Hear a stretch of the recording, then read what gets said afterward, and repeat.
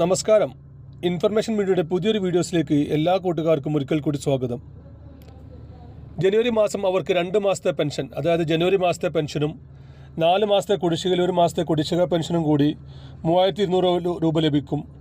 എന്നാണ് ലഭിക്കുക, ആർക്കെല്ലാമാണ് ലഭിക്കുക, പെൻഷൻ ലഭിക്കുന്ന ആളുകൾ മുൻകൂട്ടി തയ്യാറാക്കേണ്ട കാര്യങ്ങൾ എന്തെല്ലാം എന്നതിനെക്കുറിച്ചെല്ലാം വളരെ വിശദമായി നോക്കാം. അതിനുമുമ്പായി ഇൻഫർമേഷൻ മീഡിയയുടെ വീഡിയോസ് നിങ്ങൾ ആദ്യമായിട്ടാണ് കാണുന്നതെങ്കിൽ ചാനൽ സബ്സ്ക്രൈബ് ചെയ്യുക. നമ്മുടെ ചാനൽ ഒരിക്കലും ഒരു രൂപത്തിലുള്ള മത രാഷ്ട്രീയ കാര്യങ്ങളും വരുന്നതല്ല. ഗവൺമെൻറ്റിന് ലഭിക്കേണ്ട സേവനങ്ങൾ, ആനുകൂല്യങ്ങൾ, അറിയിപ്പുകൾ എന്നിവയെക്കുറിച്ച് മാത്രമായിരിക്കും വീഡിയോസ് വരുന്നത്.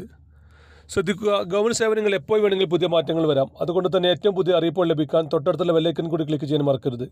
വീഡിയോ ഇഷ്ടപ്പെട്ട് കഴിഞ്ഞാൽ മറ്റു കൂട്ടുകാരിലേക്ക് ഷെയർ ചെയ്ത് കൊടുക്കുക.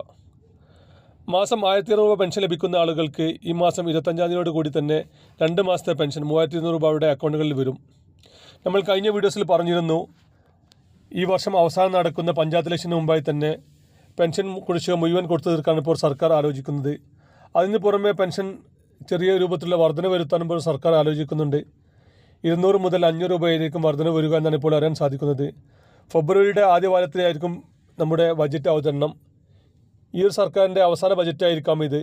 അടുത്ത വർഷത്തിൽ പകുതിയോട് കൂടി തന്നെ പുതിയ സർക്കാർ വരികയും അപ്പോൾ അവർക്കൊരു പൂർണ്ണ ബജറ്റ് അവതരിപ്പിക്കാൻ സാധിക്കുകയില്ല അടുത്ത വർഷം. അതുകൊണ്ട് തന്നെ ഇപ്പോൾ നിലവിലുള്ള സർക്കാരിൻ്റെ അവസാന ബജറ്റായിരിക്കും ഈ 2025 ഫെബ്രുവരിയിൽ നടക്കുക. 2025 ഫെബ്രുവരിയിൽ അവസാന ബജറ്റായിരിക്കാം.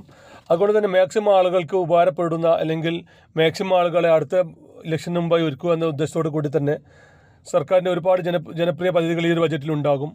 അതിൻ്റെ അടിസ്ഥാനത്തിൽ തന്നെ ഏറ്റവും പുതിയതായിട്ട് സർക്കാർ ആലോചിക്കുന്നത് ബജറ്റിൽ പെൻഷൻ തുക കൂട്ടുക, അതുപോലെ തന്നെ നിലവിൽ പെൻഷനുള്ള കുടിശ്ശിക മുഴുവൻ കൊടുത്തു തീർക്കുക എന്നുള്ള കാര്യങ്ങളാണ്. ഈ ഒരു ജനുവരി മാസത്തെ പെൻഷന് കൂടെ തന്നെ 1 മാസത്തെ പെൻഷൻ കൂടി കൊടുക്കുക.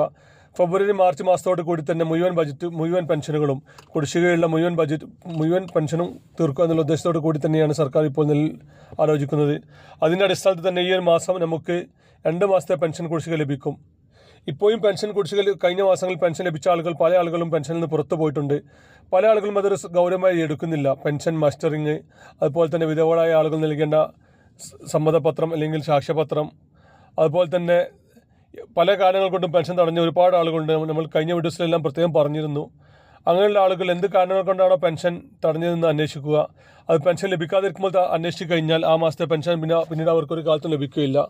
അതിനുമുമ്പായി തന്നെ നിലവിൽ പെൻഷൻ കിട്ടിക്കൊണ്ടിരിക്കുന്ന ആളുകളും നമ്മുടെ പെൻഷൻ എന്തെങ്കിലും തകരാറുണ്ടോ, പെൻഷൻ ആക്റ്റീവാണോ എന്നിങ്ങനെയുള്ള പല കാര്യങ്ങളും അന്വേഷിക്കുക. അതിനുശേഷം മാത്രമാണ് തുടർന്നവർക്ക് പെൻഷൻ ലഭിക്കുകയുള്ളൂ.